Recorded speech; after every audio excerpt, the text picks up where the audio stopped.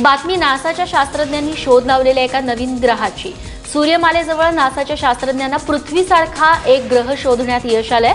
या ग्रहाला प्रॉक्सिमा बी असं नाव देण्यात आलंय। महत्त्वाची गोष्ट म्हणजे या ग्रहाचे अतिशय स्पष्ट फोटोग्राफ्स नासाला उपलब्ध झाल्यामुळे आता या ग्रहावरती पाणी आणि मानवी जीवनासाठी आवश्यक असणाऱ्या वातावरणाचा शोध घेतला जातोय।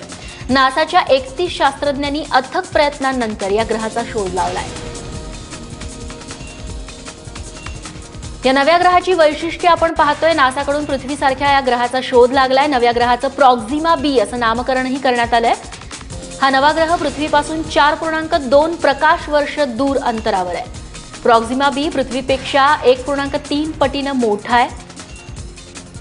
स्वतःच्या सूर्याभोवती याला एक प्रदक्षिणा पूर्ण करण्यासाठी फक्त 11 दिवस लागतात। आणि आतापर्यंत शोधलेल्या 3,500 ग्रहांपैकी पृथ्वीच्या जवळ असलेला प्रॉक्सिमा बी हा पृथ्वीसारखाच ग्रह शोधण्यात आलाय।